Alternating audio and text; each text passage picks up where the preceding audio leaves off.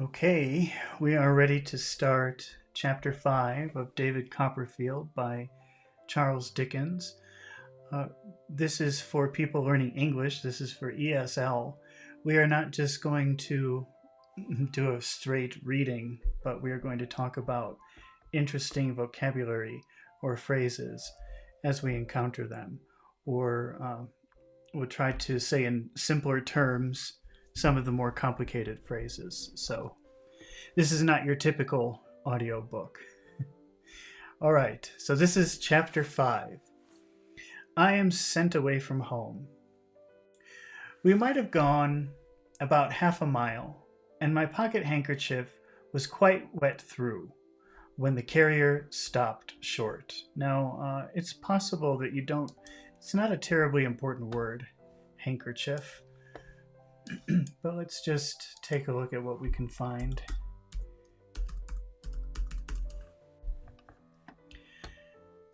A handkerchief is, let's see, something like this. So he was saying his handkerchief was wet because he was crying. All right, let's go back here to the story. Here we go. Let me just... I forgot to close all of these windows before I started, and I think they're pretty distracting, so I better close some of them. All right, let's go back. So he says, we might have gone about half a mile, and my pocket handkerchief was quite wet through when the carrier stopped. When the carrier stopped short. Okay, looking out to ascertain what for. Well, that's already, I think, a good word. Let's put that up here. Just a second. To ascertain.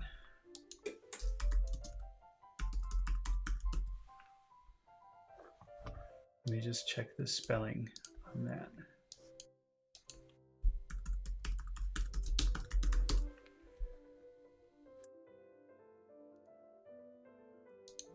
Okay, so we'll put this up here, to ascertain. So the carriage stopped, and the boy looked out, Davy looked out, to ascertain what for, to try to understand, to try to verify, to try to get information for the reason. That's ascertain. Looking out to ascertain what for, I saw, to my amazement, Peggotty burst from the hedge and climb into the cart. Now a hedge, I'll just show you a picture of a hedge really quickly. Let's see. This is a hedge. So Peggotty must have been hiding. And when the carriage went, she came out to see Davy. She couldn't see him when he was leaving the house because of Mr. Murdston, I think. She was afraid of him. Okay, so let's see. So Peggotty burst from a hedge and climbed into the cart. She took me in both arms and squeezed me to her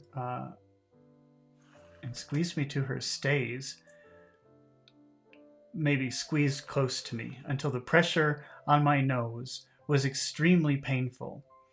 Though I never thought of that till afterwards, when I found it very tender. Not a single word did Peggotty speak. Releasing one of her arms, she put it down in her pocket to the elbow and brought out some paper bags of cakes, which she crammed into my pockets. Oh, I like that word cram. We're definitely putting that up here. Let me... To cram. Whoops.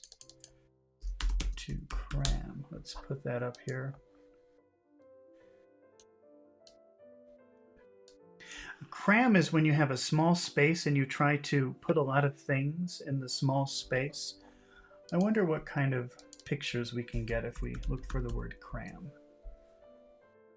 You see, like here. This is a good example of cram. You see, they're trying to put too many things in a small space. They're cramming the luggage into the car. Or if you can see the people here are crammed into the room. There are too many people in a small space. They're crammed. That's what cram means. That's a pretty good word, actually.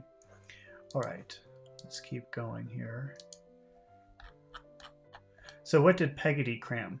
She crammed cakes and sandwiches into his pockets, so she had a lot of food to give him. Too much for his pockets to hold. And a purse, which she put into my hand. But not one word did she say.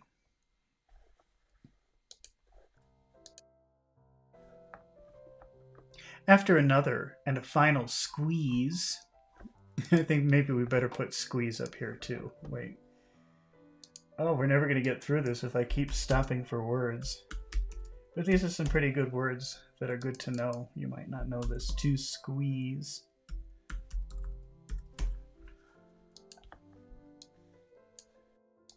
Let's see if we can find a picture of squeeze. Or what kind of things do we get if we put squeeze? Let's see. Well, I think the most obvious thing, and that's the picture that we find, is squeezing an orange. So squeezing is putting a lot of pressure on something with your arms or your hands. And in this case, let's see what we've got here. What is she squeezing? What is Peggotty squeezing?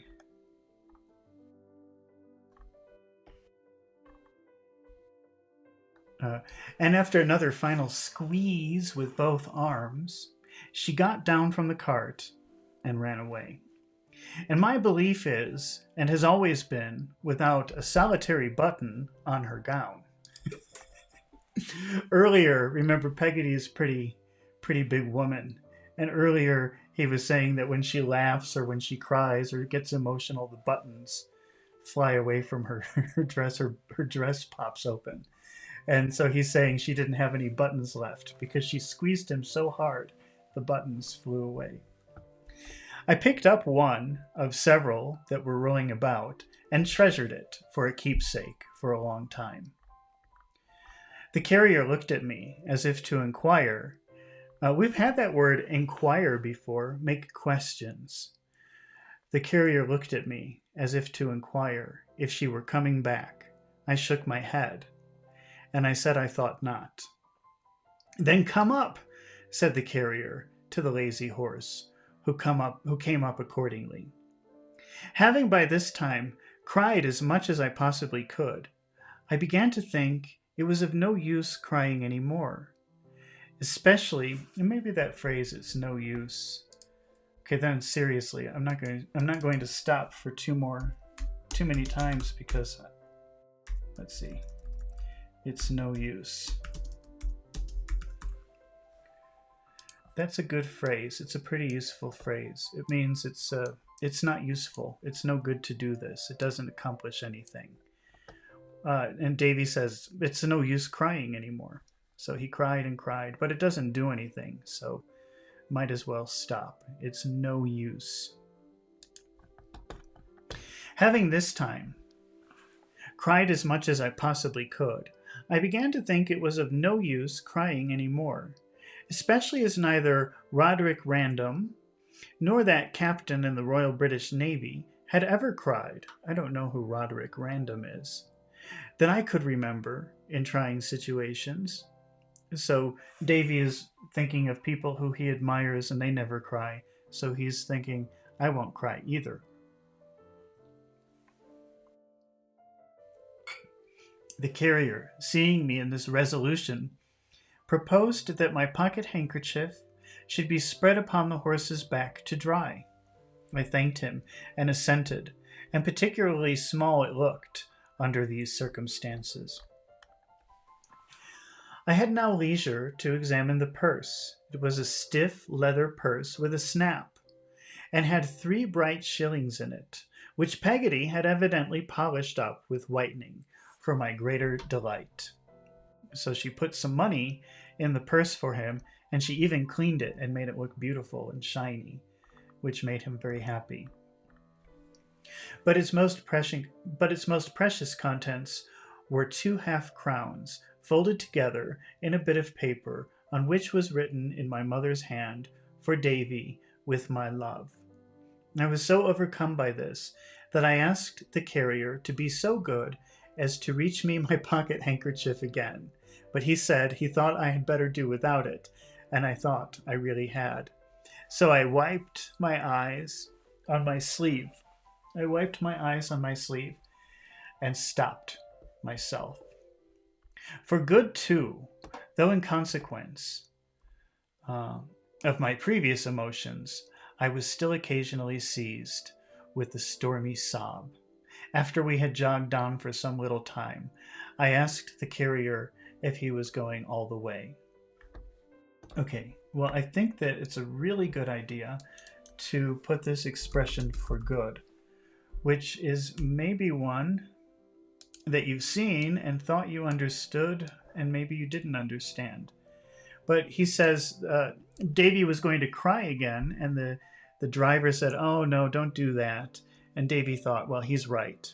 I'm not going to cry again. So he wiped his sleeve, and he said, "I'm not going to cry for good."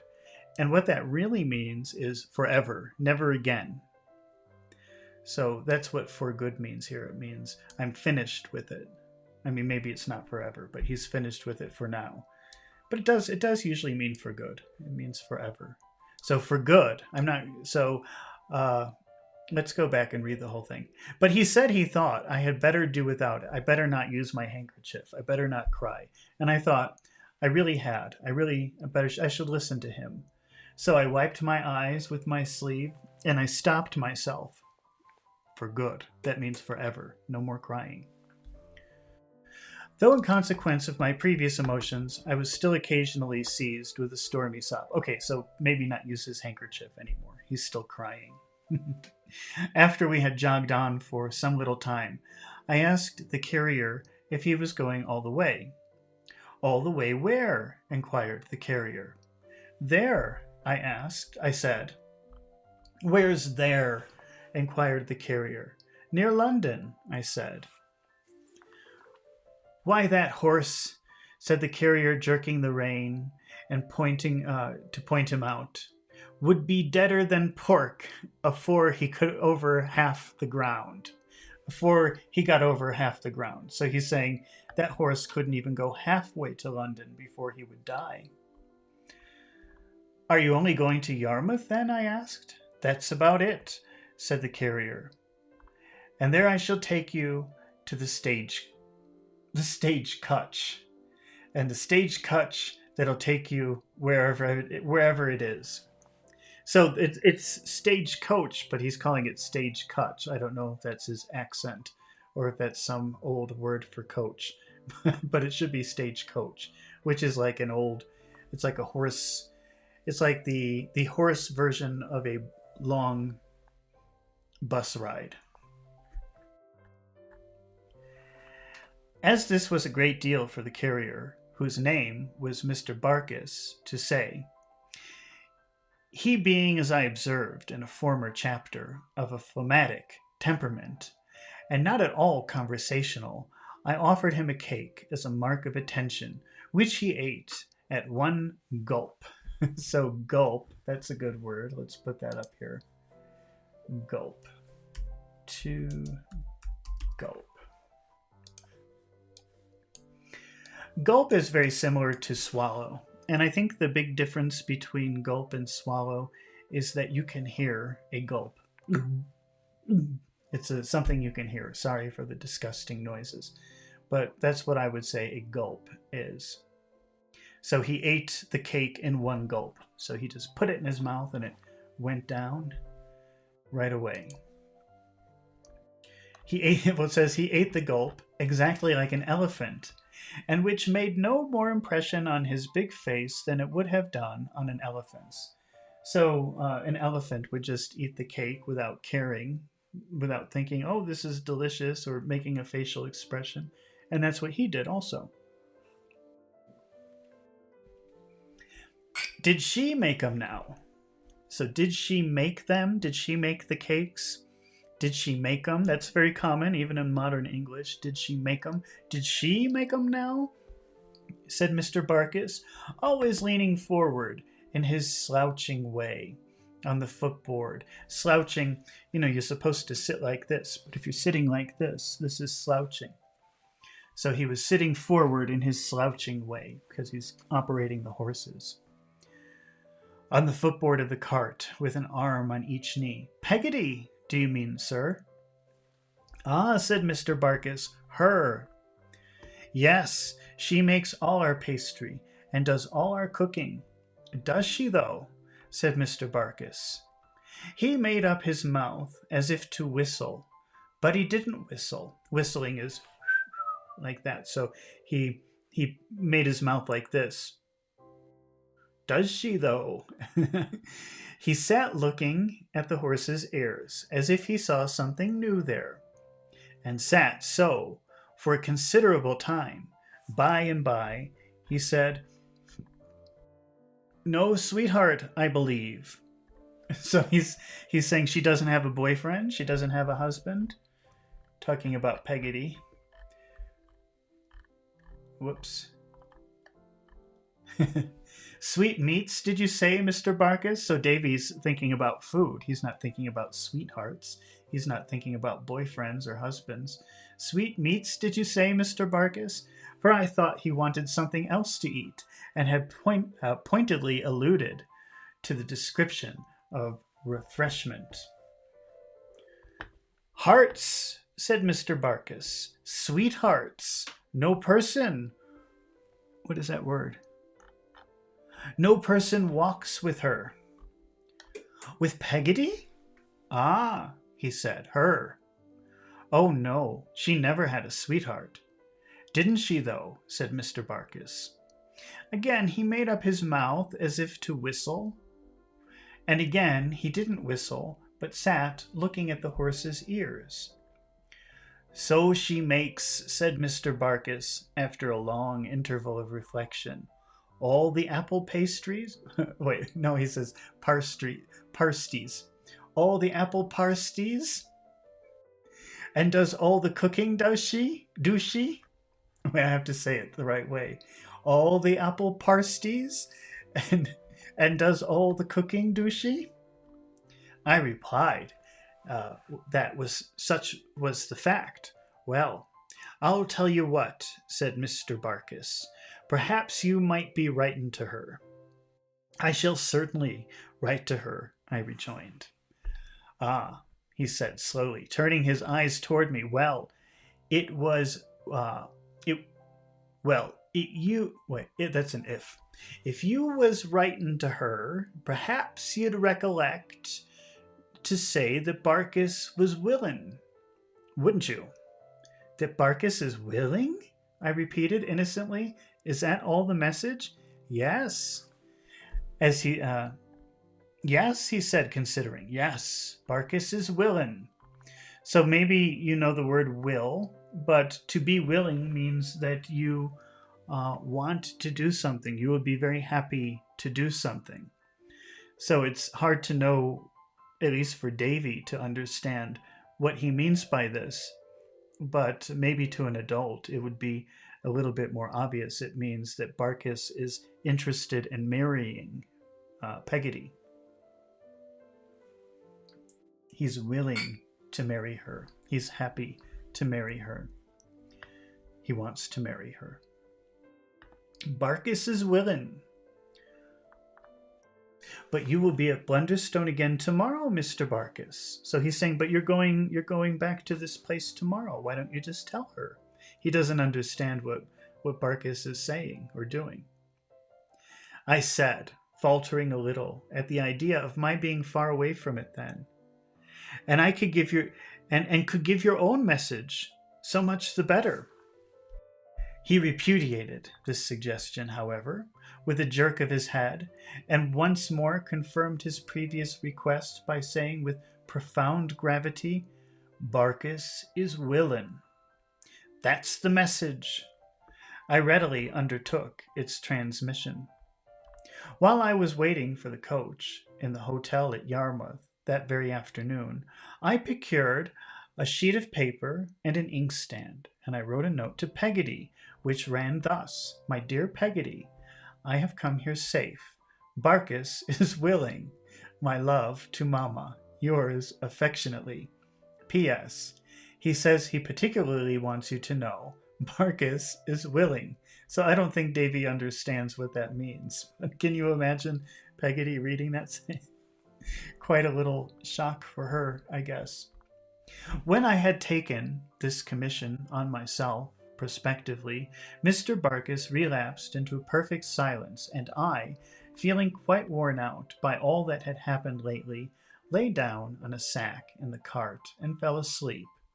I slept soundly until we got to Yarmouth, which was so entirely new and strange to me in the inn yard to which we drove, that I at once abandoned a latent hope I had of meeting with some of Peggotty's family there, perhaps even with little Emily herself. The coach was in the yard, shining very much all over, but without any horses to it as yet, and it looked in that state as if nothing more unlikely than its ever going to London. I was thinking this, and I was wondering what would ultimately become of my box, which Mr. Barkis had put down on the yard pavement by the Pole, he having driven up the yard to turn his cart, and also what would ultimately become of me. I think we should put this phrase here. What will become of? What will become of something? Uh-oh. We'll put that up here. This is another way of asking what will happen, what will be the result, what will be the final thing to happen to something. And so when he says, what will become of my luggage, what will become of my box, he's saying, what's going to happen with my box? Mr. Barkis left it in this strange place. So he wants to know, where will it go? When will I see it again? What's going to happen to it? What will become of my box? Okay, let's see. So, where should we start again? And also, what would ultimately become of me? He's saying, what's going to happen to me? What will become of me? When a lady looked out of the bow window, where some fowls and joints of meat were hanging up, and said, "Is that the little gentleman from Bunderstone?" "Yes, ma'am," I said.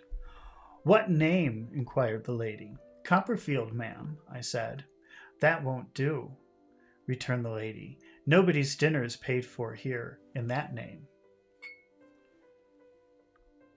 "Is it Murdstone, ma'am?" I said. "If you're Master Murdstone," said the lady, "why do you go and give another name first?" So he was giving his father's name, but she said, "Well, then I can't feed you because I'm not supposed to feed somebody named Copperfield." So he used Murdstone, which is his stepfather's name. I explained to the lady how it was, who then rang a bell and called out, "William, show the coffee room." Upon which a waiter came running out of a kitchen and on the opposite side of the yard to show it, and seemed a good deal surprised when he found he was only to show it to me. So the waiter, I guess, was disappointed. I have to serve this little boy? It was a large, long room with some large maps in it. I doubt if I could have felt much stranger if the maps had been real foreign countries, and I cast away in the middle of them, I felt it was taking a liberty to sit down with my cap in my hand on the corner of the chair nearest the door, and when the waiter laid a cloth on purpose for me and put a set of castors on it, I think I must have turned red all over with modesty. So he was embarrassed to have this person waiting on him. He brought me some chops and vegetables and took the covers off in such a bouncing manner that I was afraid I must have given him some offense. But he greatly relieved my mind by putting a chair for me at the table and saying very affably, Now 6 foot. Come on. What? I don't understand that. He brought me. Wait, let's go back for a minute. It was a large room. Why did he turn red? I felt it was taking a liberty to sit down with my cap in my hand. So he was embarrassed to sit down. He felt so uncomfortable to sit at that big table. And the waiter laid a cloth on purpose for me and put a set of casters on it. And I think I must have turned red all over. He brought some chops and took the covers off in such a bouncing manner that I was afraid I must have given him some offense. But he greatly relieved my mind by putting a chair for me at the table and saying very affably, "Now 6 foot. Come on." I'm not sure why he says now 6 foot.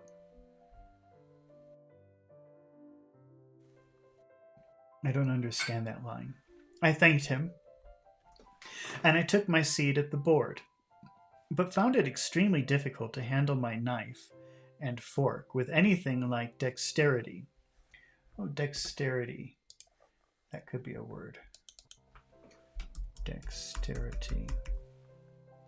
Uh-oh. Oh, my keyboard is acting crazy. Let's try this again. Dexterity.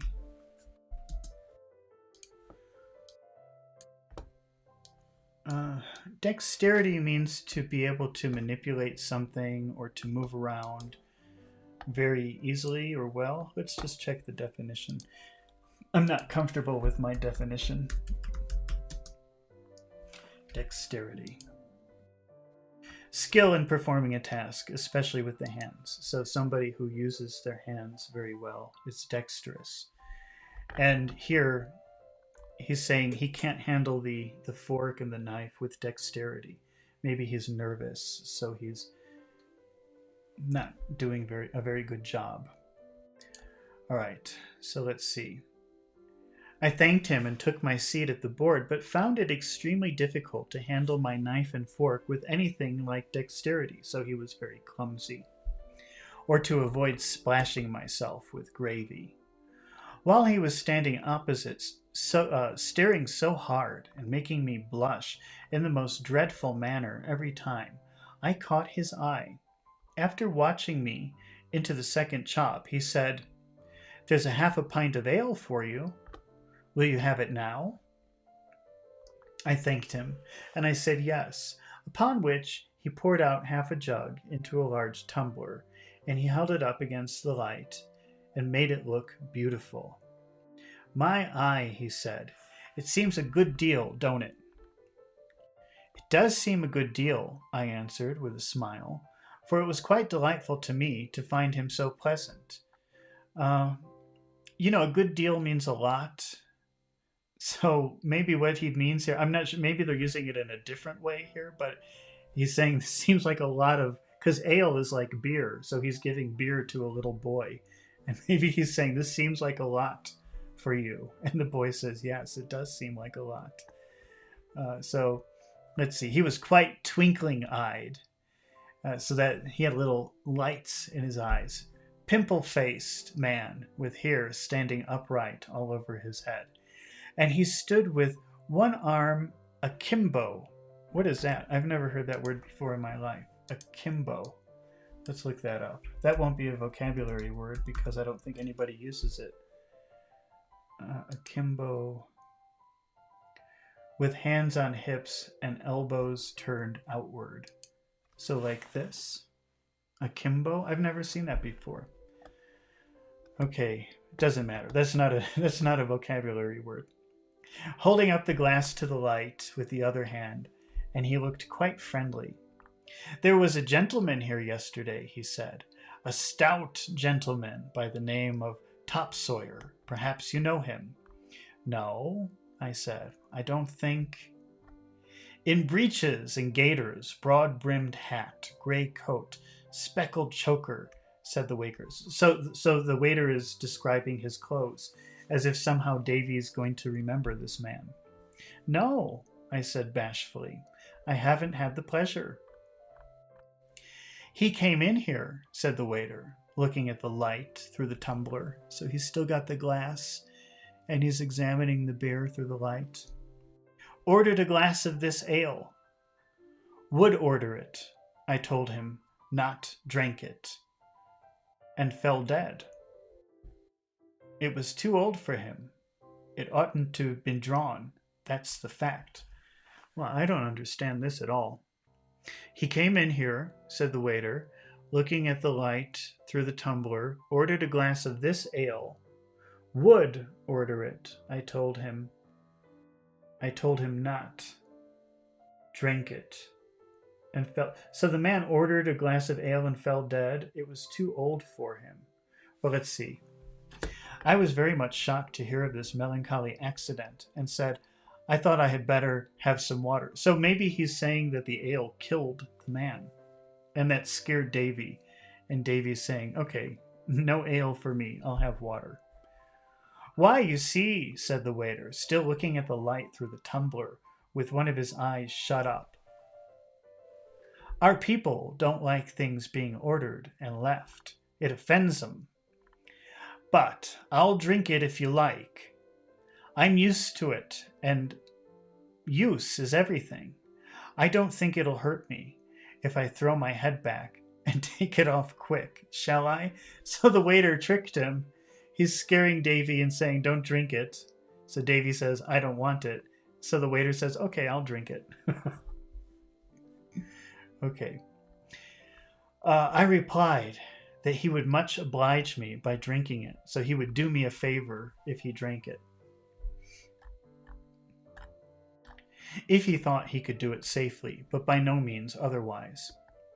When he did throw his head back and take it off quick, I had a horrible fear, I confess, of seeing him meet the fate of the lamented Mr. Topsawyer and fall lifeless to the carpet, but it didn't hurt him. On the contrary, I thought he seemed fresher for it. What have we got here? He said, putting a fork into my dish. Not chops. Chops, I said. Lord bless my soul, he exclaimed. I didn't know they were chops. Why, a chop's the very thing to take off the bad effects of the beer. Ain't it lucky? So he's saying, oh, well, if I eat these chops, I'll definitely won't get sick because this will help me. Oh, poor Davy. So he took a chop by the bone in one hand and a potato in the other and ate away with very good appetite, to my extreme satisfaction. He afterwards took another chop and another potato, and after that another chop and another potato. When we had done, he had brought me a pudding, and having set it before me, seemed to ruminate. That's an interesting word. Let's put that up here, to ruminate.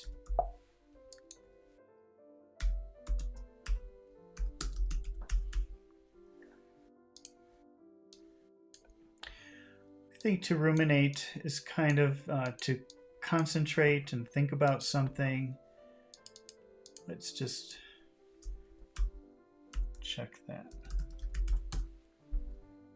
To think deeply about something, to ruminate. So he seemed to ruminate as the pudding was sitting on the table, and to become absent in his mind for some moments.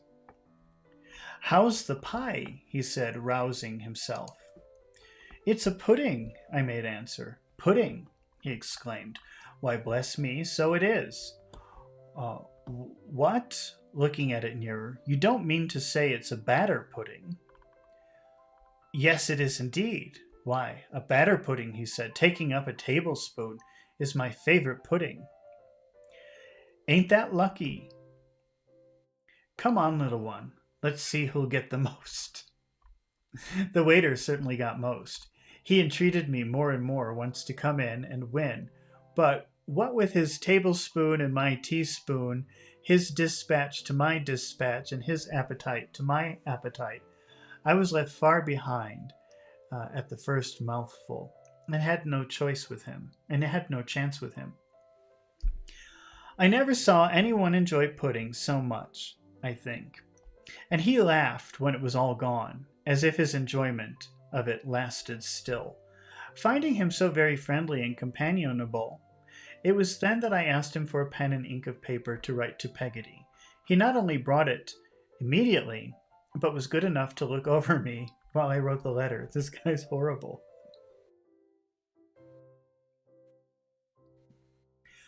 When I finished, he asked me where I was going to school.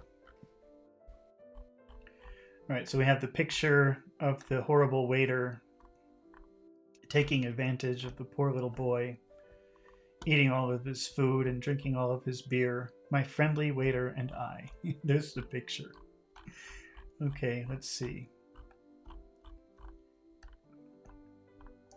So he asked me where I was going to school. I said, near London, which was all I knew. Oh, my eye, he said, looking very low-spirited. I am sorry for that. Why? I asked him. Oh, Lord, he said, shaking his head. That's the school where they broke the boy's ribs. 2 ribs. A little boy he was. I should say he was, let me see, how old are you? About 9? How old are you about? I told him between 8 and 9, almost 9. That's just his age, he said. He was 8 years and 6 months old when they broke his first rib. 8 years, just in case you don't know. Probably you know, but let's just put rib. We'll get a picture of a rib just to make sure we know what that is. These are ribs. So this poor little boy at the school got his ribs broken. I think this waiter's just telling lies.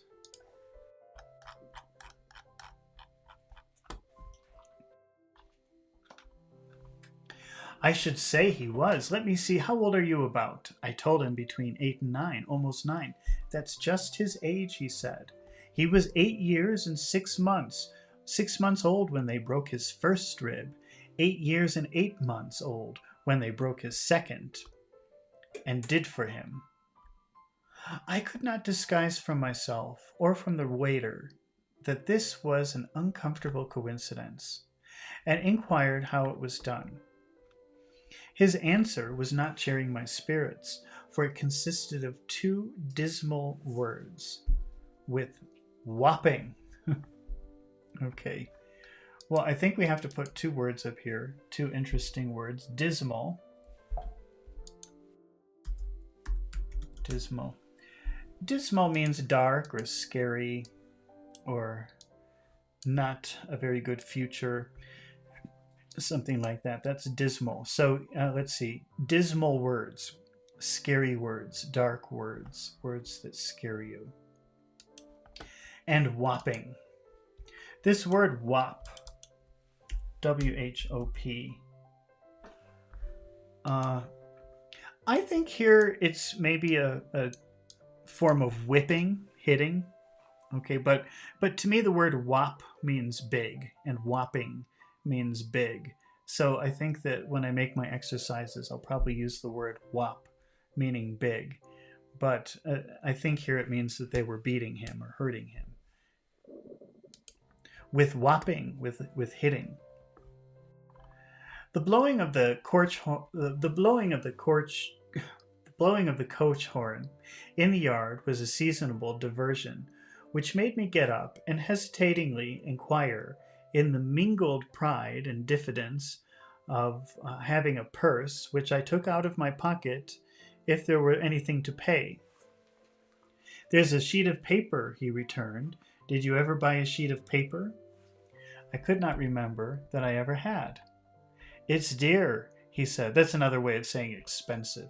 It's expensive. A sheet of paper is expensive. On account of the duty. Duty is tax. So the paper is expensive because of tax. 3 pence. That's the way we're taxed in this country. There's nothing else except the waiter. Never mind the ink. I lose by that. So he's saying, I'll give you the ink for free. I'll lose money from that. He had a very nice, expensive dinner, and probably all these other things were free, but he's charging for them. What should I, how much ought I to, what would it be right to pay the waiter, if you please? I stammered blushingly. If I hadn't a family, and that family hadn't the cowpox, so that's some kind of disease, said the waiter, I wouldn't take sixpence. If I didn't support an aged parent and a lovely sister, here the waiter was greatly agitated, I wouldn't take a farthing. This is old British currency. I'm not sure which is bigger or more, a farthing or a sixpence. I have no idea. If I had a good... I once saw a book explaining old Victorian currency. It was very complicated, and I still don't understand it. If I had a good place and was treated well here, I should beg acceptance of a trifle, instead of taking it. But I live on broken victuals, and I sleep on the coals. Here the waiter burst into tears. I was very much concerned for his misfortunes, and I felt that any recognition short of ninepence would be mere brutality and hardness of the heart. Therefore, I gave him one of my 3 bright shillings. Oh, poor Davy, he's giving all of his money away. Which he received with much humility and veneration, and spun up with his thumb directly afterwards to try the goodness of. It was a little disconcerting to me to find when I was being helped up behind the coach that I was supposed to have eaten all the dinner without any assistance. I discovered this from overhearing the lady in the bow window say to the guard, "Take care of that charge, George, or he'll burst." Maybe thinking that he ate, that Davy ate all of the food, which he didn't. The waiter ate all of his food. Oh, actually, burst. Burst means explode. So she's thinking the boy's going to explode. He ate so much food. But actually, he didn't eat much at all. The waiter ate it. And observing that women servants who were about the place came out to look and giggle at me as a young phenomenon. My unfortunate friend the waiter, who had quite recovered his spirits, did not appear to be disturbed by this, but joined in the general admiration without being at all confused. If I had any doubt of him, I suppose this half awakened it, but I'm inclined to believe that with the simple confidence of a child and the natural reliance of a child upon superior years, qualities I'm very sorry any children should prematurely change for worldly wisdom, I had no serious mistrust of him, on the whole, even then. So I guess maybe they were laughing at him, making fun of him, because that waiter took all of his money, ate all of his food, and he had no idea. And he was getting a little suspicious, but he couldn't believe that older people would take such advantage of a little child like that. So he just had a little suspicion, but he said, no, there's no way that they would do that to me. I'm just a little kid. I felt it rather hard, I must own, to be made without deserving it. I felt it rather hard, I must own. Okay, I felt it rather hard. I felt it rather difficult. I must own, I must admit, I must confess, to be made, without deserving it, the subject of jokes between the coachman and the guard, as to the coachman drawing heavy behind on account of my sitting there, and as to the greater expediency of my traveling by wagon. So, actually, even the people in the coach were laughing at him. The story of my supposed appetite getting wind among the outside passengers. To catch wind of something actually could be a good vocabulary word here. Let's put this: to catch wind of something. This is what you say when you hear about something, like a rumor, or when you hear people talking. That's to catch wind of something. It's like, I heard a rumor. So the passengers and the people on the coach caught wind of Davy at this restaurant or hotel or whatever you want to call it, eating so much food. Everybody knew that he ate a lot of food. What they didn't know is the waiter, I guess, ate all of the food. Okay, so the story of my supposed appetite getting wind among the outside passengers, they were merry upon it likewise. So they were all having fun, saying, "Oh, look at that little boy, he ate so much food," and asked me whether I was going to be paid for at school, as 2 brothers or 3, and whether I was contracted for or went upon the regular terms, with other pleasant questions. So they know he's going to school, and they're making jokes, saying, "Do your parents have to pay for 2 or 3 boys because you eat so much?" But the worst of it was that I knew I should be ashamed to eat anything when an opportunity offered, and that after a rather light dinner I should remain hungry all night, for I had left my cakes behind at the hotel in my hurry. My apprehensions were realized. Oh, he forgot Peggotty's cakes at the hotel. When we stopped for supper, I couldn't muster the courage. Oh, we should put muster up here. To muster. To muster means to gather or to bring together. So to muster the courage means like to find the courage, to gather the courage. What couldn't he muster here? We stopped for supper. I couldn't muster the courage to take any. So everybody stopped for dinner, but they were joking about him eating so much, even though he didn't eat anything. The waiter ate all of his food, and he was really hungry. But he was too afraid. He couldn't bring up the courage. He couldn't muster the courage to eat because he knew people would laugh at him and make fun of him because he eats too much. Though I should have liked very much, but sat by the fire and said I didn't want anything. And this did not save me from more jokes. So they still laughed at him, even though he didn't eat anything. For a husky-voiced gentleman with a rough face, who had been eating out of a sandwich box nearly the entire way, except when he had been drinking out of a bottle, said, I was like a boa constrictor, that's a snake, that's a type of snake, who took enough at one meal to last him a long time, after which he actually brought a rash out upon himself with boiled beef. So this big man who was eating the entire time was laughing at this little boy saying that he ate too much. And even when he was joking, he was stuffing his face with food. We had started off from Yarmouth at 3 o'clock in the afternoon, and we were due in London about 8 next morning. It was midsummer weather, and the evening was very pleasant. When we passed through the village, I pictured to myself what the insides of the houses were like, and what the inhabitants were about. And when boys came running after us and got up behind and swung there for a little way, I wondered whether their fathers were alive. I wondered whether their fathers were alive, and whether they were happy at home.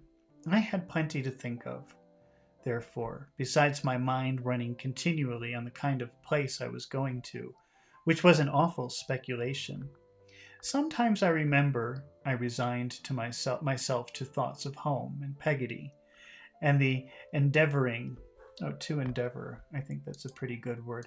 To endeavor is kind of a fancy way of saying try, to endeavor. Let me put that up here. Here's to endeavor. To endeavor means to try. Let's see, what is Davy trying here? I resigned myself to thoughts of home and Peggotty, and to endeavoring and to trying. I don't know what he means here by endeavoring.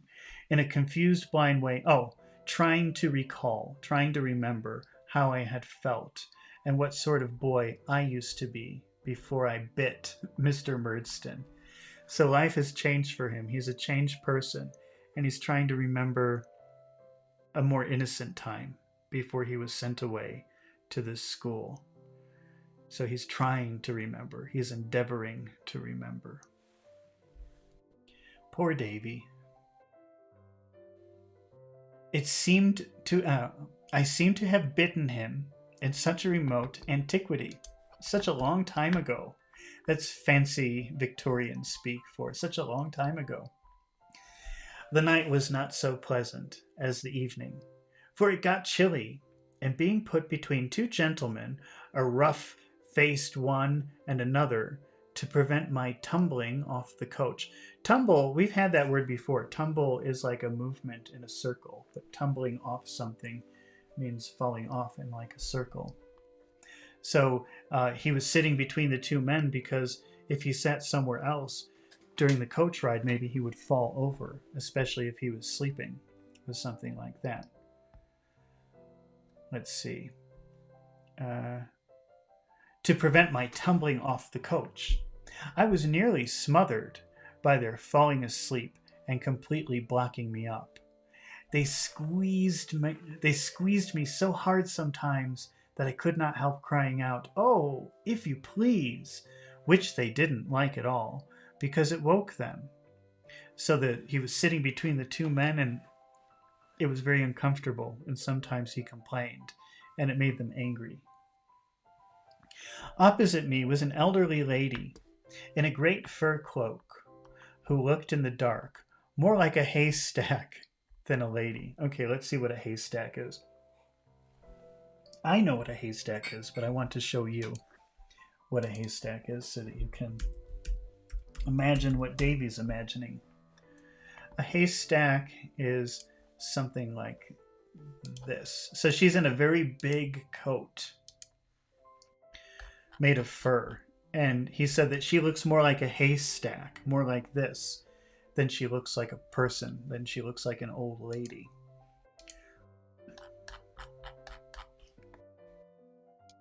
Okay, where do we stop?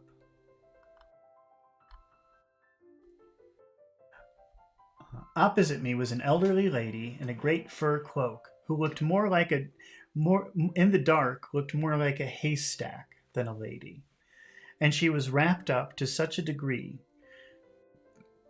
This lady had a basket with her, and she hadn't known what to do with it for a long time until she found that on account of my legs being short, it could go under me. So she was holding this basket, and she was in this big fur coat, and it was very uncomfortable. She didn't know where to put it, and she realized that Davy was so short she could put it under his feet.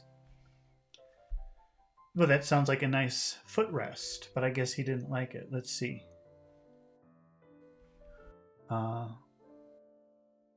So it cramped and hurt me so.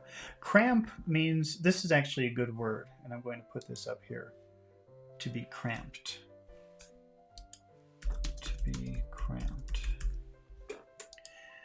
You use cramp when you're talking about big things in small places. So if I type the word cramped, let's find out what kind of things. So cramped, remember, means big things in small places. It's an uncomfortable feeling. So this woman, she's in a cramped apartment. This man's in a cramped office. So, between Davy being in between these big men and the basket under him, he was like this. He was cramped. That's what cramped means. That's a pretty good word. Okay, let's see.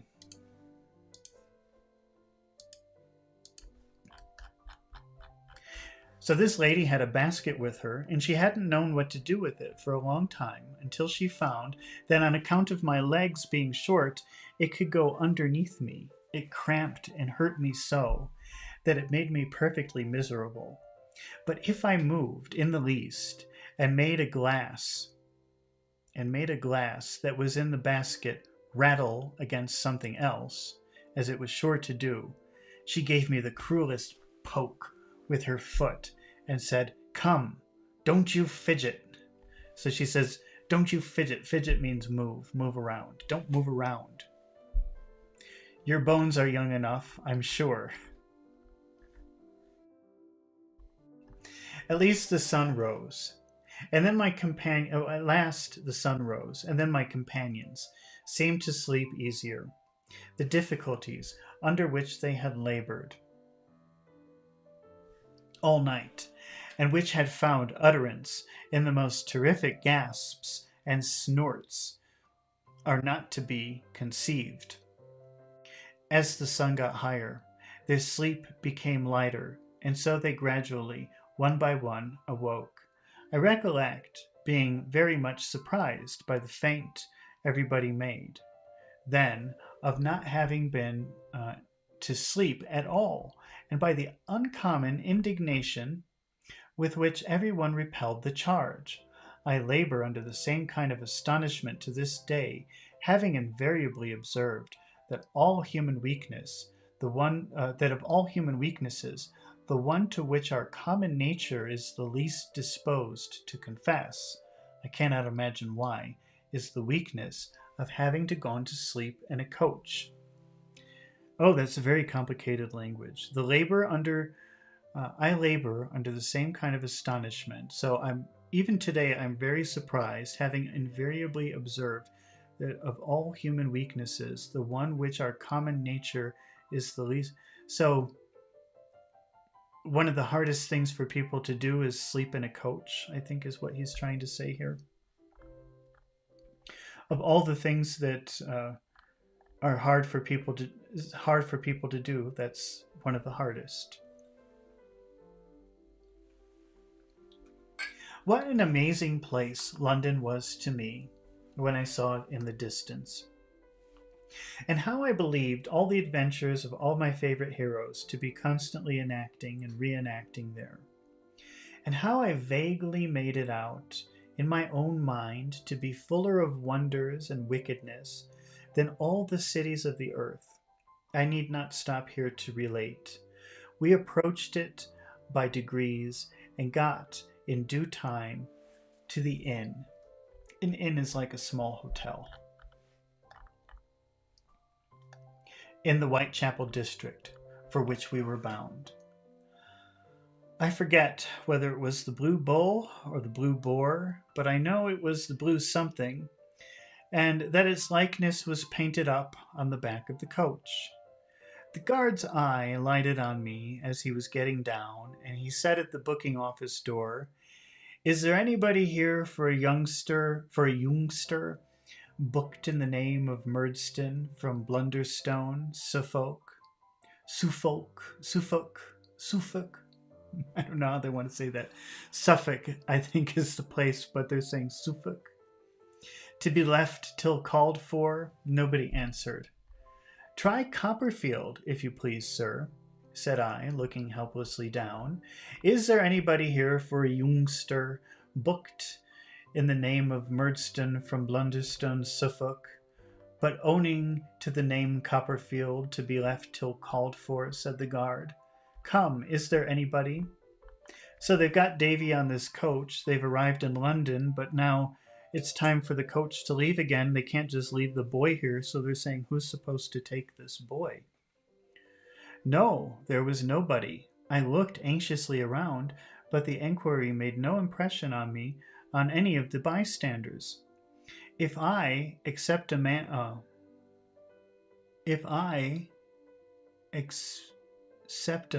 in gaiters with one eye, who suggested that they had better put a brass collar around my neck and tie me up to the stable. So they didn't know what to do with him. They said, well, just tie him up somewhere so we can go. A ladder was brought, and I got down after the lady, who was like a haystack, not daring to stir until her basket was removed. The coach was clear of passengers.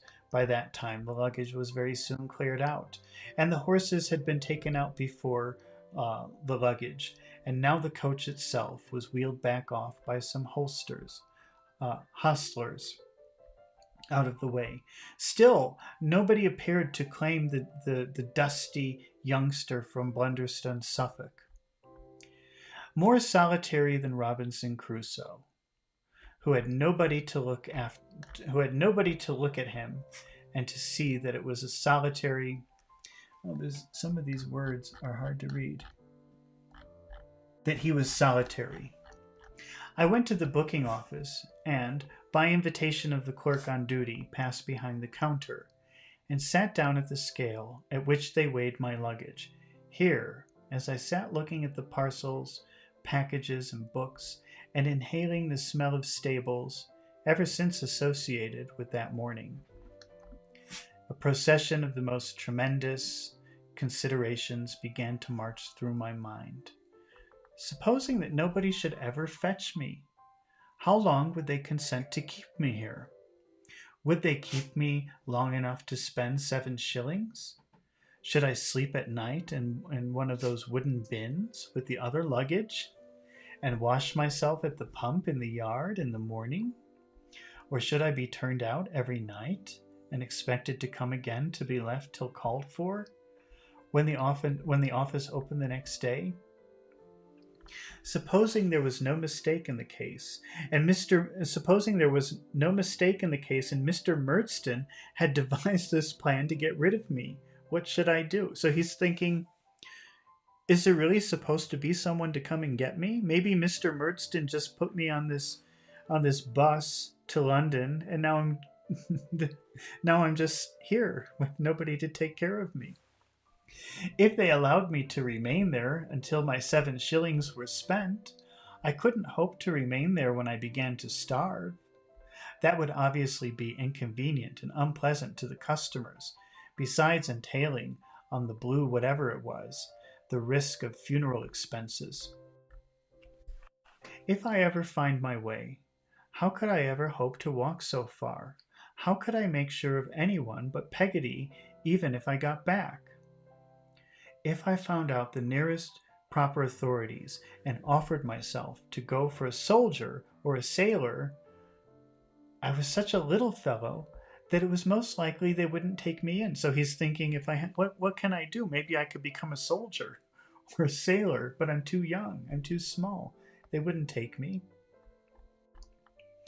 These thoughts and 100 other such thoughts turned me burning hot and made me giddy with apprehension and dismay. Oh, let's put that word, to be giddy.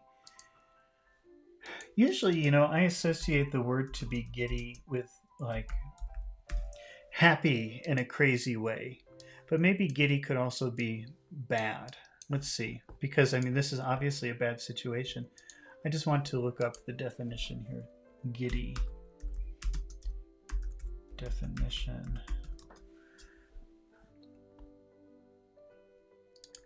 So giddy maybe could mean like confused in an excited way. So you could be so happy that you were giddy, but maybe you could be so worried that you were giddy.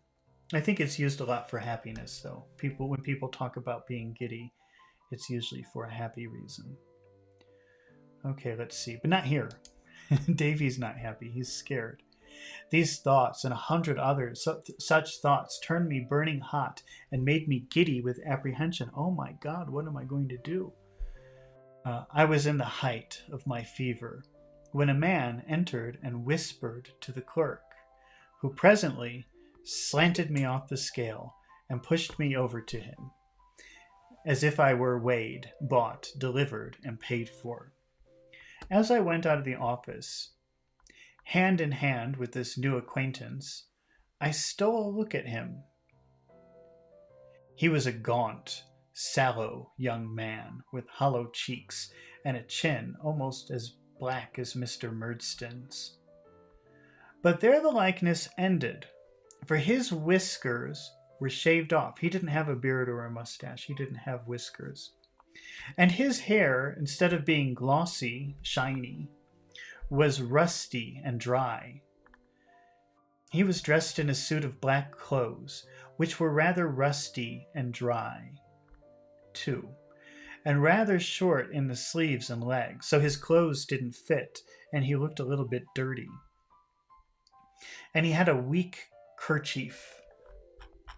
No, he had a neckerchief. So remember a handkerchief. Earlier, Davy was crying, and he used a handkerchief to... let's just review that. Let's find a picture of a handkerchief, and then we'll look at a neckerchief. Let's see. So earlier, Davy was crying, and he had a handkerchief, which was this. This is a handkerchief. So that's what people used to use for their eyes or their nose or their face. Now a neckerchief goes around the neck, but it's the same thing. It's kind of like a tie. And sometimes, people just call it a kerchief. But, so that's a neckerchief. So this man was wearing a neckerchief.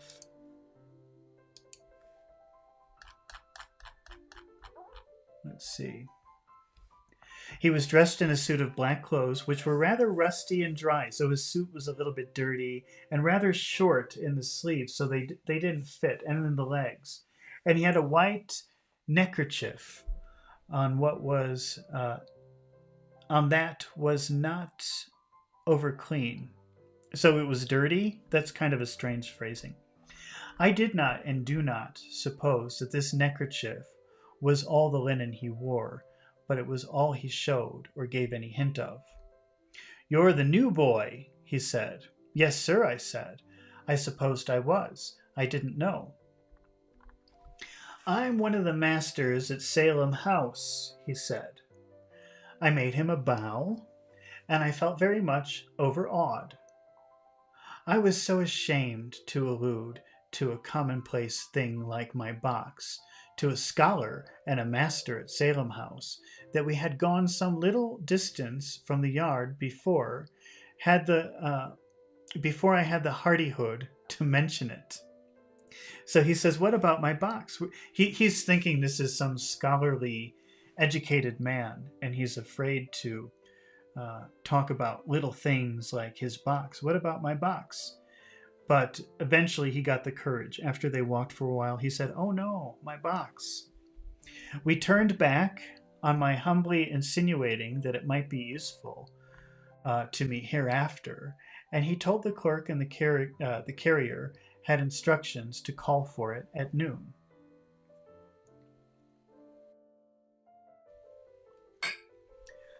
"If you please, sir," I said, when he had accomplished about the same distance as before, "is it far?"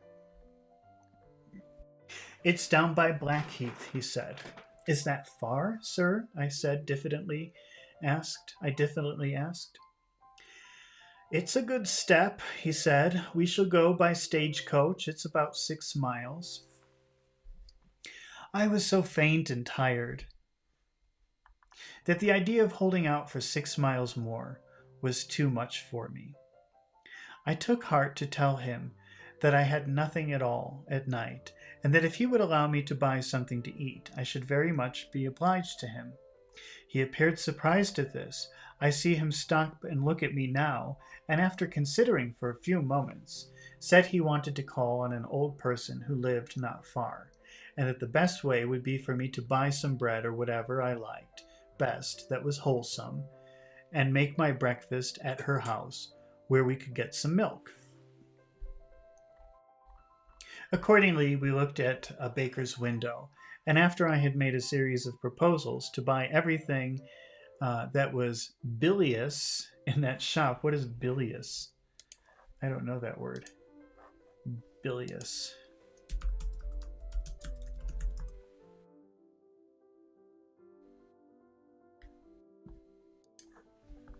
Well, it says something that would make you sick. Let's see. Accordingly, we looked at the baker's window, and after I had made a series of proposals to buy everything that was bilious in the shop, and he had rejected them one by one, we decided in favor of a nice little loaf of brown bread. Well, when I look at this word bilious, which I've never seen before, it says something associated with being sick or vomiting. So, but why would he propose to buy things that would make him sick? That doesn't make any sense. Oh well. Maybe they're using it in a different way here. That maybe an old word that they don't use anymore. I don't know. We decided in favor of a nice little loaf of brown bread, which cost me 3 pence. At the grocer's shop, we bought an egg and a slice of streaky bacon, which still left what I thought a good deal of change out of the second of the bright shillings, and made me consider London a very cheap place. These provisions laid in, we went on through a great noise and uproar that confused my weary head beyond description. Let's put the word weary up here. This is a good word. Weary is another word for tired, to be tired. Let's see, how did he use it here? He said, London is a very cheap place. The provisions laid in, we went on through a great noise and uproar that confused my very weary head. my very tired head. It's been a long day. He traveled all the way to London and his new surroundings. He's weary. He's tired of it all. Beyond description, and over a bridge which no doubt was London Bridge. Indeed, I think he told me so, but I was half asleep. You see, he's very tired. Until we came to the poor person's house, which was a part of some alms house. Alms are when you pay alms, you give money to the poor. So an alms house is where poor people go, where they can stay and where they can eat, or I think mostly eat is what they do at an almshouse, but maybe sleep also. I guess I knew by their look and by an inscription on the stone over the gate which said that they were established for 25 poor women. So it's a house where poor women can go and maybe eat and sleep and things like that. That's an alms house. Alms is like charity. The master at Salem House lifted the latch of a number of little black doors that were all alike, and had each a little diamond-paned window on the side and another little diamond-paned window above. And we went into a little house of one of these poor old women who was blowing a fire to make a little saucepan boil. So there's a poor woman preparing some very basic food. On seeing the master enter, the old woman stopped with the bellows on her knee and said something that I thought sounded like, "My Charlie." But on seeing me come in, too, she got up and, rubbing her hands, made a confused sort of half curtsy. Curtsy, that's like when a woman bows. "Can you cook this young gentleman's breakfast for him, if you please?" said the master at Salem House. "Can I?" said the old woman. "Yes, can I? Sure." "How's Mr. Fibbitson today?" said the master, looking at another old woman in the large chair by the fire, who was such a bundle of clothes that I felt grateful to this hour for not having sat upon her by mistake. So a bundle. Let's look at a picture of bundle. A bundle is when you have a lot of mostly cloth, a lot of cloth together, but it could be a collection of anything. So here is, for example, a bundle of sticks. A bundle is like a collection of something, but I usually think of cloth when I think of the word bundle. So these are bundles, a collection of things thrown together. So she was a bundle of clothes. That means that she was wearing a lot of clothes, and he was glad that he didn't actually sit on her thinking she was just a pile of clothes. She had so many clothes on her.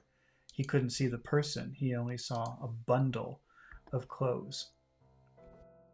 So, how's Mrs. Fibbitson today? said the master, looking at another old woman in a large chair by the fire, who was such a bundle of clothes that I felt grateful. Oh, thank God I didn't do it. To this hour, even now, many years later when I'm telling the story, that I didn't accidentally sit on her by mistake. Okay. She's poorly. She's not very good. She's not feeling well, said the first old woman. It's one of her bad days. If the fire was to go out, though through any accident, I verily believe she'd go out too, and never come to life again. So if the fire goes out, maybe she would die. And they looked at her, and I looked at her also, although it was a warm day. She seemed to think of nothing but the fire. I imagined she was jealous. I fancied she was jealous, even of the saucepan on it. And I have reason to know that she took an impressment into the service of boiling my egg and broiling my bacon in dudgeon. Dudgeon. I've heard that word before, but I'm not really sure what it is. A feeling of offense. It's not really a vocabulary word. You don't have to use that word. So she was almost offended or disgusted that she had to prepare this. For I saw her, with my own discomfited eyes, shake her fist at me once when those culinary operations were going on, and no one else was looking. So she was jealous and angry that this little boy had such wonderful food, and she had to cook it for him. The sun steamed in at the little window, but she sat with her own back and the back of the large chair towards it, screening the fire as if she were sedulously keeping it warm instead of it keeping her warm, and watching it in a most distrustful manner. The completion of the preparations for my breakfast, by relieving the fire, gave her such extreme joy that she laughed aloud, and a very unmelodious laugh she had, I must say. I sat down to my brown loaf, my egg, and my rasher of bacon, with a basin of milk besides, and made a most delicious meal. While I was yet in the full enjoyment of it, the old woman of the house said to the master, "Have you got your flute with you?" "Yes," he returned. "Have a blow at it," said the old woman coaxingly. To coax, that's a pretty good word. To coax means to try to convince someone to do something. To try to persuade someone to do something. To coax. So she said, have a blow at it," the woman said coaxingly. "Play your flute." And she said it in a way to try to convince him. "Do." The master, upon this, put his hand underneath the skirts of his coat and brought out his flute in 3 pieces, which he screwed together and began immediately to play. My impression is, after many years of consideration, that there was never, can have been anybody in the world who played worse. He was horrible, horrible flute player. He made the most dismal sounds. Remember that word dismal? We just saw it a little while ago. Sad or ugly or scary or dark or bad in a way. So he made the most dismal, horrible sounds I've ever heard produced by any means, natural or artificial. I don't know what the tunes were, if there were such things in the performance at all, which I doubt, but the influence of the strain upon me was first to make me think of my sorrows, until I could hardly keep my tears back, then to take away my appetite, and lastly to make me so sleepy that I couldn't keep my eyes open. They begin to close again, and I begin to nod, and as the recollection rises, fresh upon me. Once more the little room with its open corner cupboard and its square-backed chairs and its angular little staircase leading up to the room above, and its 3 peacock's feathers displayed over the mantelpiece. I remember wondering when I first went in what that peacock would have thought if he had known what his finery was doomed to come to. So a peacock, I don't know if you know what a peacock is. Let's find a picture of a peacock. Here is a peacock. Let's see. So he's in this house of this very poor woman, this very ugly, dirty house. But over the fireplace, there are 3 peacock feathers. And so Davy is kind of wondering, that poor peacock, if he only knew where his beautiful feathers would one day be in this mean old lady's house. Okay, the flute becomes inaudible, and the wheels of the coach are heard instead, and I am on my journey. The coach jolts. I wake with a start, and the flute has come back again, and the master at Salem House is sitting with his legs crossed, playing it dolefully, while the old woman of the house looks on, delighted. She fades in her turn, and he fades, and all fades, and there's no flute, no master, no Salem House, no David Copperfield, no anything but heavy sleep. I dreamed, I thought, that once while he was blowing into his dismal flute, dismal, there's that word again, horrible, depressing, sad, the old woman of the house who had gone nearer and nearer to him in her ecstatic admiration. Ecstatic, let's put that. Ecstatic means very enthusiastic, very happy. Ecstatic.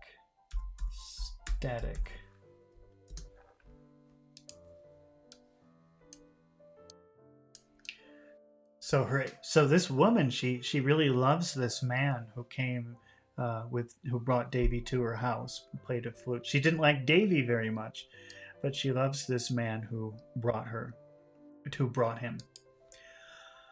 I dreamed, I thought, that once while he was blowing into his dismal flute, the old woman of the house, who had gone nearer and nearer to him in her ecstatic admiration, leaned over the back of his chair and gave him an affectionate squeeze. Remember squeeze, like squeeze an orange, squeeze with your arms, squeeze round the neck. She gave him a squeeze round the neck, which stopped his playing for a moment. And I was in the middle state between sleeping and waking, either then or immediately afterwards. So here we are. This is the almshouse, the little poor house, and you can see the peacock feathers above the fireplace, and the man playing the flute, and the old woman listening, and poor little Davy sitting in the chair. My musical breakfast.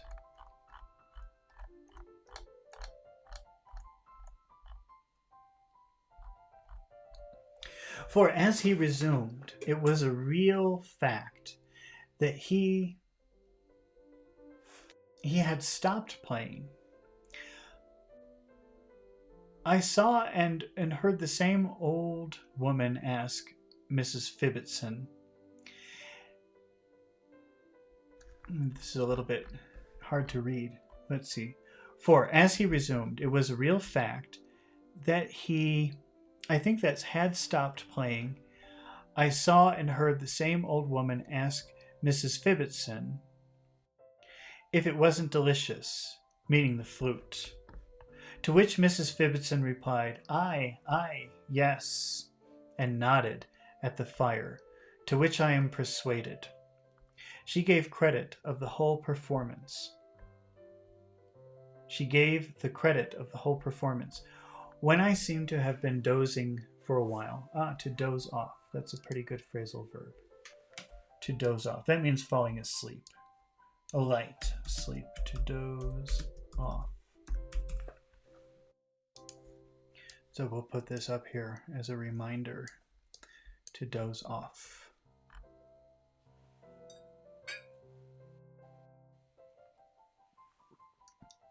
When I seem to have been dozing a long while, kind of like this. I think that I kind of imagine this.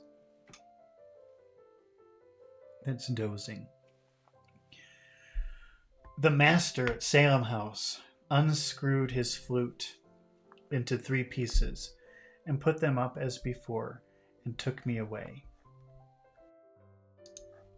We found the coach very near at hand and got upon the roof, but I was so dead sleepy that when we stopped on the road to take up somebody else, they put me inside where there were no passengers and where I slept profoundly until I found the coach going at foot pace up a steep hill among green leaves. Presently it stopped and had come to its destination. A short walk brought us, the master and me, to Salem House, which was enclosed with a high brick wall and looked very dull. Over a door in this wall was a board with Salem House upon it, and through a grating in the door we were surveyed when we rang the bell by a surly face. Surly means serious, not happy. Surly, that's a word. It's a pretty good vocabulary word here, surly. Okay. All right, where did we stop? We were greeted by a surly face, which I found on the door being opened belonged to a stout man. Stout kind of means fat. By a stout man with a bull neck and a wooden leg overhanging temples, and his hair cut close around his beard. "The new boy," said the master. The man with the wooden leg eyed me all over. It didn't take long, for there was not much of me, and locked the gate behind us, and took out the key. We were going up to the house among some dark, heavy trees when he called after my conductor. "Hello!" We looked back, and he was standing at the door of a little lodge where he lived, with a pair of boots in his hand. "Here, the cobbler's been," he said, "since you've been out, Mr. Mell, and he says he can't mend 'em any more." So a cobbler is a person who fixes or makes shoes, and to mend something, actually we should put that word up here, to mend something. To mend something means to fix something. So he's giving him the old boots and he's saying the cobbler can't mend these, he can't fix them. He can't mend them anymore. He says there ain't a bit of the original boot left, and he wonders. You expect it. So he thinks you know that. He thinks you know he can't fix these horrible shoes. Olivia Lee says hello. Hi, Olivia. We're just reading David Copperfield. If you have any questions while I'm reading this, please just feel free to ask. I'm just explaining words as I go, but if you see something you don't understand, don't hesitate to ask. With these words, he threw the boots towards Mr. Mell, who went back a few paces to pick them up and looked at them very disconsolately. I was afraid. As we went on together, I observed then, for the first time, that the books he had on were a good deal worse for the boots. I observed for the first time that the books he had on were a good deal worse for the wearer than his stocking was just about breaking. This is written very complicated, in a very complicated way. I observed then, for the first time, that the boots he had on were a good deal worse for wear, and that his stocking was just breaking out in one place, like a bud. So even the boots, he never noticed it the entire time that they were traveling together, but his boots and his socks were in very bad condition. So this is not a man who's doing well financially. Salem House was a square brick building with wings. What that means, maybe you've seen the word wings before, but this is talking about the wings of a building. So let's just take a look at that for a minute. Building. Wings of building. Let's see if we can find anything. So for example here, if you look at this building here, the main building is in the middle, but then the buildings to the side, we would call them wings. So he's saying this is a building with wings. There was a main area, but then there were also these other parts that went out that weren't the main area.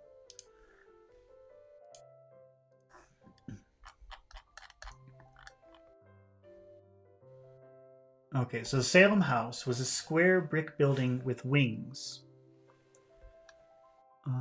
and of a bare and unfurnished appearance. So it was a very basic looking building. It wasn't fancy. It wasn't beautiful. A very basic building.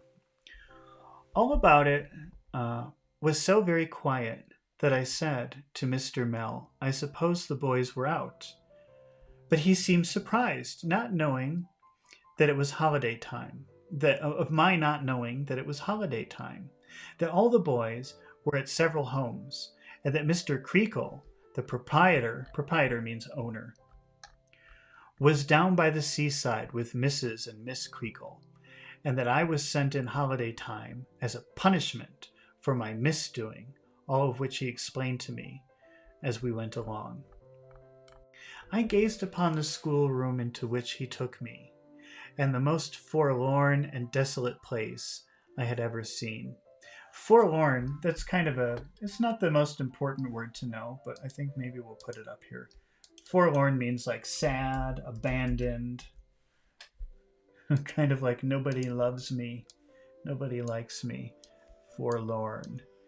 So we might use that as a vocabulary word later, because it's kind of an interesting word. How do they use it here? I say, I gazed upon the schoolroom. Oh, where's forlorn? Oh, I gazed upon the schoolroom into which he took me, as the most forlorn and desolate place. So it was abandoned, loveless, abandoned schoolroom. Very sad place.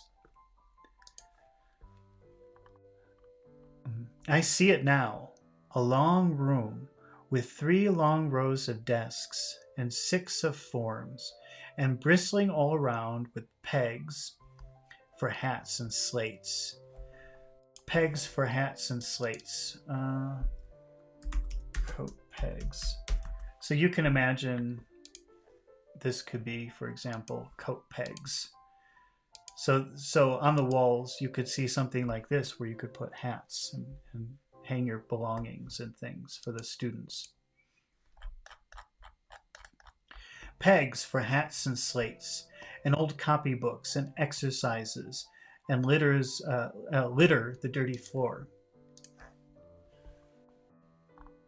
Some silkworms' houses, made of the same materials, are scattered all over the desks. 2 miserable white mice, left behind by their owner, are running up and down a fusty castle made of pasteboard and wire. Fusty. I've never seen that word before. Let's see. What is fusty? Let's see. Fusty. This is not a vocabulary word. It's not something people use. I've never heard anybody say this word before. Fusty. But what is it? Smelling stale or damp. Fusty. Maybe I'll start using that now. This place smells fusty. Okay, nobody will know what you mean. Nobody uses that word, but it's kind of funny. Let's see. A fusty castle made of pasteboard and wire, looking in all corners with their red eyes for anything to eat. A bird in a cage, a very little bigger than himself, makes a mournful rattle now and then in the hopping of his perch. We've had that word mourning before. You know, mourning is when you feel sad that someone dies and you spend a period of time feeling sad. Here, mournful, that means sad or sad sounding. So let's see, the bird makes a mournful noise now and then. So you're in this big, abandoned, scary looking classroom, and there's a bird cage with a very sad looking bird, and sometimes you hear it make a sound, and it just sounds depressing and sad, mournful. A mournful rattle now and then, and the hopping on his perch, 2 inches high, or dropping from it, but neither sings nor chirps. That's what birds do, you know, beep, beep, beep, beep, beep. That's chirping, bird chirping. But this bird doesn't sing or chirp. There's a strange, unwholesome smell upon the room, like mildewed corduroys, sweet apples wanting air, and rotten books. There could not well be more ink splashed about it if it had been roofless from its construction, and from the skies had rained, snowed, hailed, and blowed ink through varying seasons of the year. Mr. Mell, having left me while he took his irreparable boots up the stairs, I went softly to the upper end of the room, observing all of this as I crept along. I think that could be a good word, to creep along. Let's see. To creep along. That maybe means like moving silently. Let's see if we can find an image for that. To creep along. Let's see.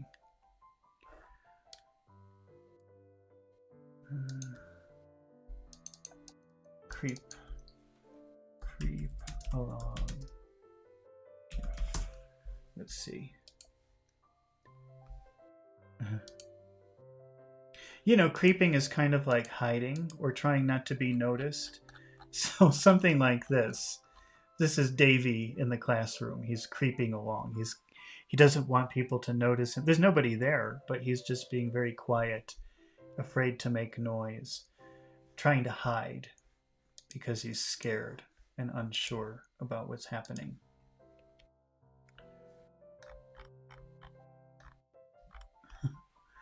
No, Olivia, I am from the US, but I live in Mexico. Olivia's asking if I'm in Canada. I don't know what the CAN test is, but I guess, is that an English test? Okay, let's see. Why are you sad, Olivia? Tell us.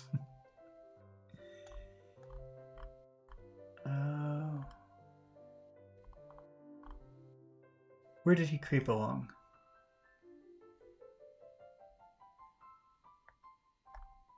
Mr. Mell, having left me, while he took his irreparable boots upstairs, I went softly to the upper end of the room, observing all of this as I crept along.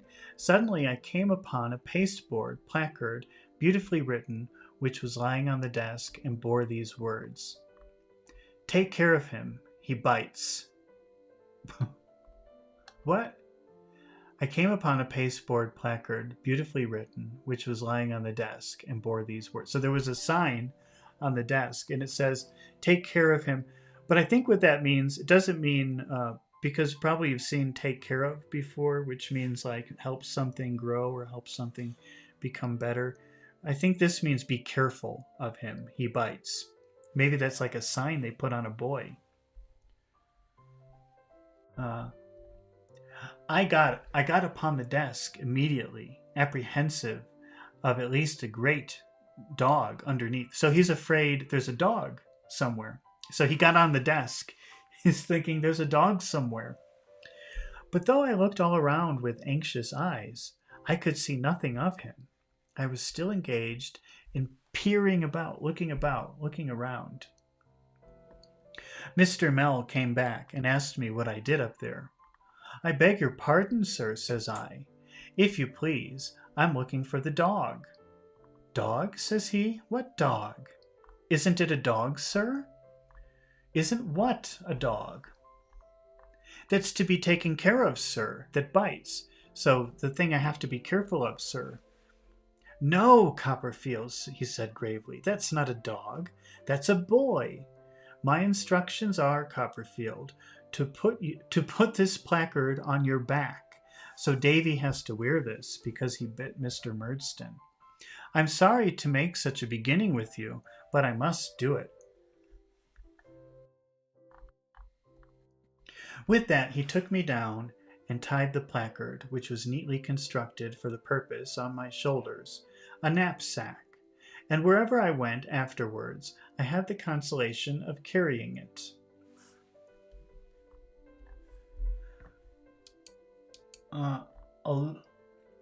Olivia, if you have a problem, because I have to continue reading this. I don't know how many pages.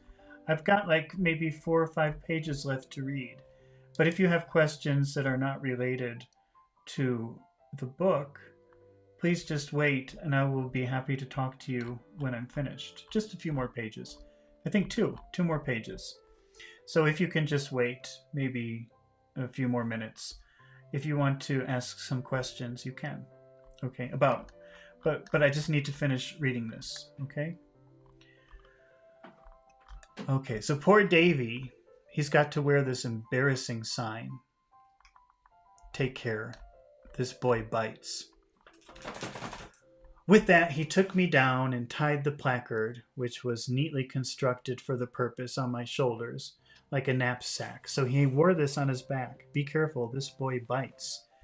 And wherever I went afterwards, I had the consolation of carrying it. What I suffered from that placard, nobody can imagine. Whether it was possible for people to see me or not, I always fancied, remember, fancy can mean imagine. I always imagined that somebody was reading it. It was no relief to turn around and find nobody. For wherever my back was, there I imagined somebody always to be. That cruel man with the wooden leg aggravated my sufferings. He was in authority. And if he ever saw me leaning against a tree or a wall or the house, he roared from his lodge door in a stupendous voice, "Hello! You, sir! You, Copperfield! Show that badge conspicuous, or I'll report you!" So he's saying, make sure everyone can always see that sign. Don't stand up against a tree. Everybody must always see that sign, or I'm telling. The playground was a bare, graveled yard, open to all the back of the house and the offices. And I knew the servants read it, and the butcher read it, and the baker read it, that everybody, in a word, who came backwards and forwards to the house of a morning, when I was ordered to walk there, read that I was to be taken care of, which means watch out, be careful of this boy, for I bit.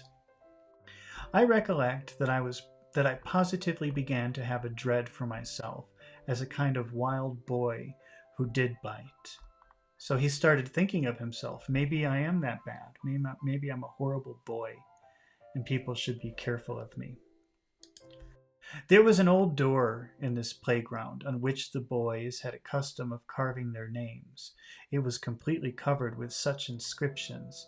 In my dread of the end of the vacation and their coming back, I could not read a boy's name without inquiring what tone and with what emphasis he would read. Take care of him, he bites. There was one boy, a certain J. Steerforth, who cut his name very deep and very often, and who I conceived would read it in a rather strong voice, and afterwards pull my hair. There was another boy, one Tommy Traddles, who I dreaded. Remember, that word dread means I'm afraid of it. I don't like to be around it. Who would make a game of it and pretend to be dreadfully frightened of me. There was a third, George Demple, who I fancied would sing it. I have looked a little shrinking creature at that door until the owners of all the names, there were 45 of them in the school then, Mr. Mell said, and seemed to, Mr. Mell said, seemed to send to me to Coventry by general acclamation and to cry out, each in his own way, take care of him, he bites. It was the same with the places at the desks and forms. It was the same with the groves of deserted bedsteads I peeped at on my way to and when I was in my own bed. I remember dreaming night after night of being with my mother, as she used to be, or of going to a party at Mr. Peggotty's, or of traveling outside the stagecoach, or of dining again with my unfortunate friend, the waiter, and in all of these circumstances making people scream and steer by the unhappy disclosure that I had nothing on but my little nightshirt and that placard. In the monotony of my life and in the constant apprehension of the reopening of the school, it was such an insupportable affliction. I had long tasks every day to do with Mr. Mell, but I did them, there being no Mr. and Miss Murdston here, and got through them without disgrace. Before and after them, I walked about unsupervised, and as I have mentioned by the man with the wooden leg, how vividly I call to mind the damp about the house, the green cracked flagstones in the court, and the old leaky water butt, and the discolored trunks of some of the grim trees which seemed to have dripped more in the rain than other trees, and to have blown less in the sun. And when we dined, Mr. Mell and I, at the upper end of the long, bare dining table, full of deal tables and smelling of fat. Then we had more tasks until tea, which Mr. Mell drank out of a blue teacup, and I out of a tin pot. All day long, and until 7 or 8 in the evening, Mr. Mell, at his own detached desk in the schoolroom, worked hard with pen and ink ruler and writing paper, making out the bills as I found for the last half year. When he had put up his things for the night, he took out his flute and blew at it, until I almost thought he would gradually blow his whole being into the large hole at the top and ooze away at the keys. I picture my small self in the dimly lighted rooms, sitting with my head upon my hand, listening to the doleful performance of Mr. Mell.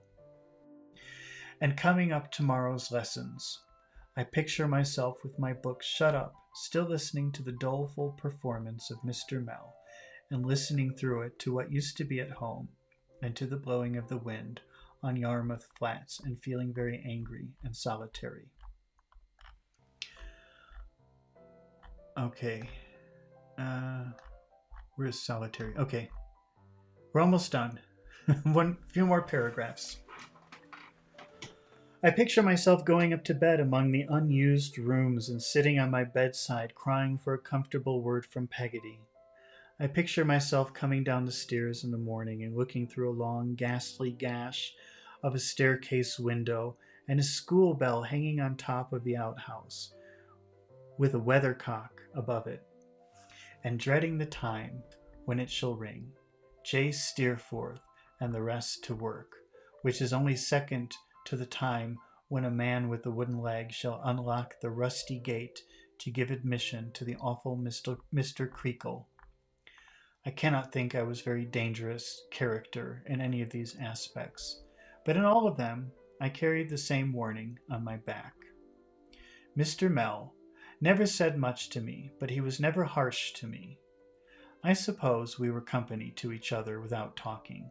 I forgot to mention that he would talk to himself sometimes and grin and clench his fist and grind his teeth and pull his hair for some unaccountable manner. But he had these peculiarities, and at first they frightened me, though I soon got used to them. Okay, that is the end of chapter 5, and we have a lot of vocabulary to practice, and I will be making those videos very soon. Okay, now Olivia, let's see. Olivia Lee says, because the English proficiency test 2.0 listening, comprehension 1.5. So, Olivia, I am not familiar with this Canadian test. You say you get a 4.0 with speaking? Is that a good score or a bad score? 4.0 for speaking. Because that would give me an idea of what 1.5 listening comprehension is. Do you know? What is this? What is the score that you wanted? Can you write?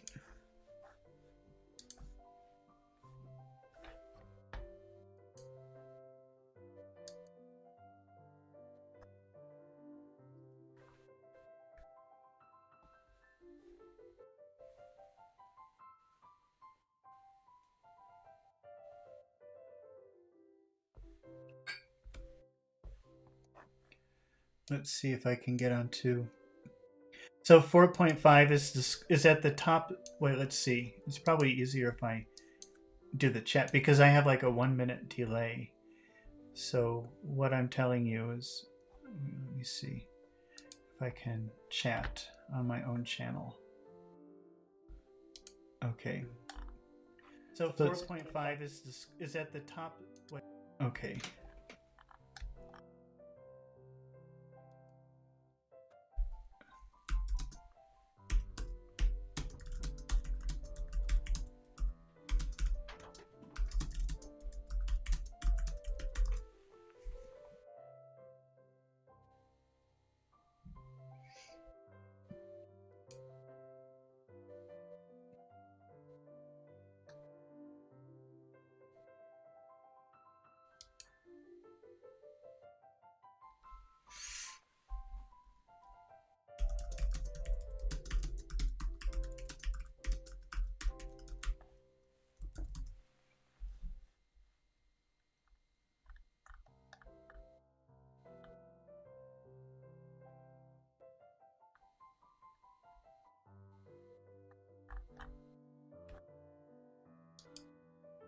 Oh.